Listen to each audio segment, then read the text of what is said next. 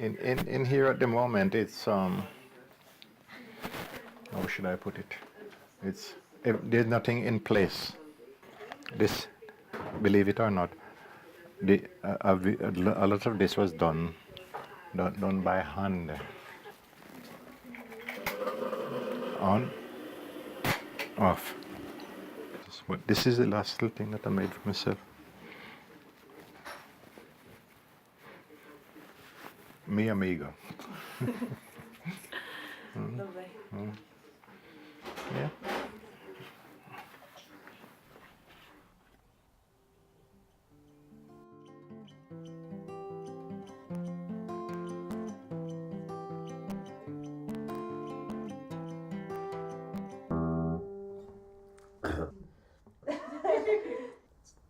It's not my profession, let the record show.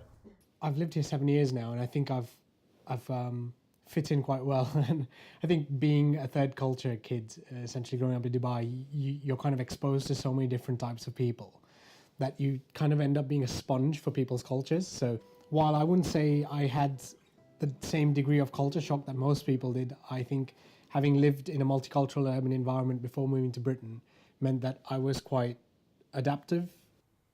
Nobody ever wants to live the place they were born. No matter how poor, nobody ever wants to do that. It's normally circumstances which force you to leave. It was quite a different way of life. Yes, it was quite a different way of life. We spent 3/4 of our life here. Sort of, when we go back, we find things a bit strange there. When I moved here, my parents were very keen for us to kind of acclimatise and like become very British. So I never spoke German. I don't think I really told people that I was German. When you're a kid, you really just try and fit in. That's the most important thing. And that's definitely what I did, and that's definitely what my family did. Even though my mum's got like the thickest German accent, so I don't think she's ever really kind of passed as being British. Now telling people that I'm from a different country and I speak another language, people are like, oh, that's amazing, that's so cool, I'm so jealous. I wish I could speak another language. Come here. Come here. Hello. I talk to animals, it's shocking. At the time, we thought it would be quite exciting to go to another country, but we never anticipated how hard it would be to go back once you have children and they're a bit older and they feel part of this country. We didn't find it strange when we came here, seeing white people, because we are mixing with white people all the time.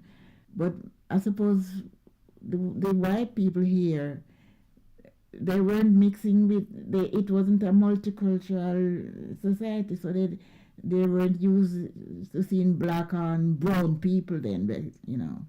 So that's where a lot of problems came in, because they would stare at you, really stare at you. In Jamaica, there was no difference. People tend to snap to assumptions when they don't know who you are. I can imagine someone that's lived in a third world country and is already uncomfortable with the environment they're in you know, living in Britain, coming from, I don't know, somewhere like Sri Lanka would be very different to me coming from Dubai. When I arrived, Hola. I did feel as an outsider, full stop. To give you an example, first thing was my accent. Every time I spoke, people laughed at me at school and called me all sorts of names. So when I see the bullying, which happens to a lot of the migrant kids now, I can relate to. And of course, when that happens, you tend to withdraw rather than engage. So I become a bit withdrawn. I definitely feel more Canadian than British. I could live here for the rest of my life and I will never feel British. I'll always feel like an outsider. Not through anybody's fault, but just the way it is, really.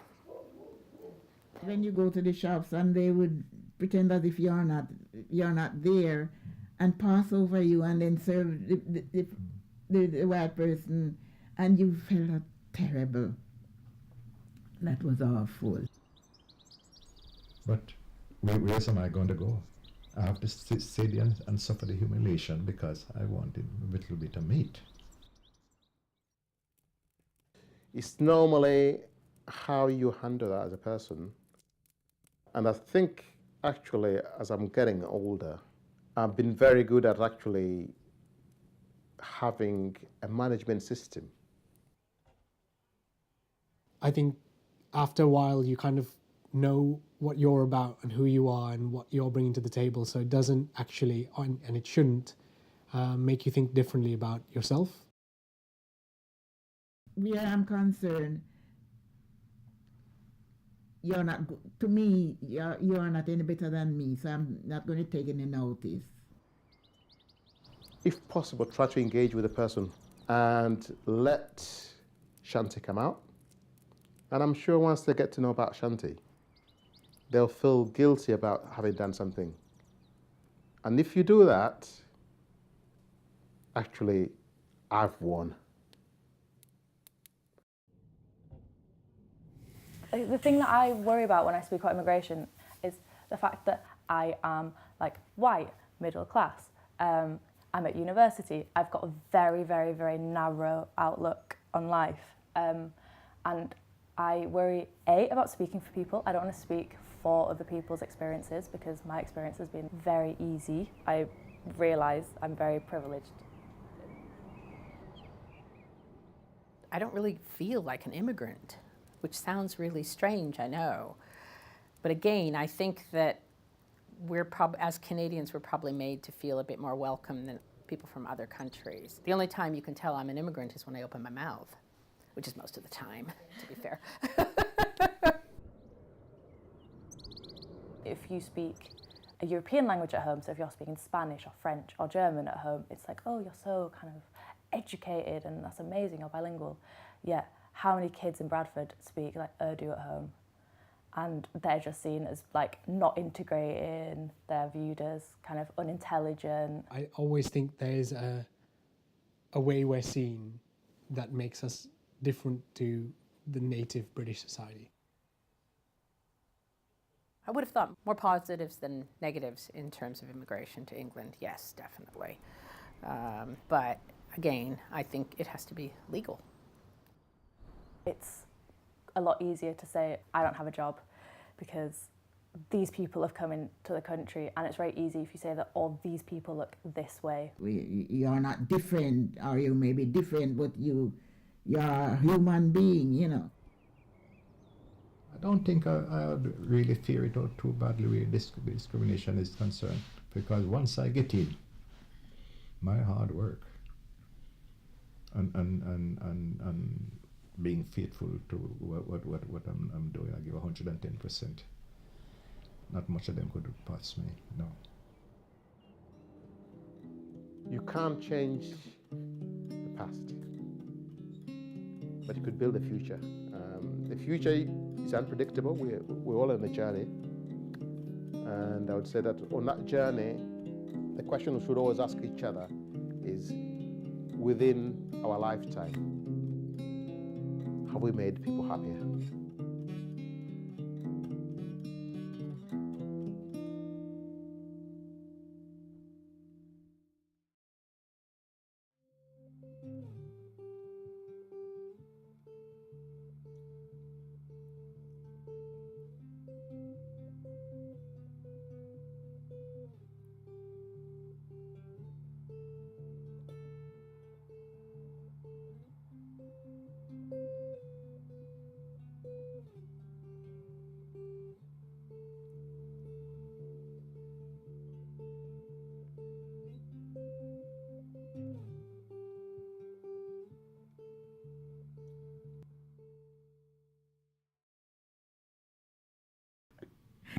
It's a long story. It's a very, very long story.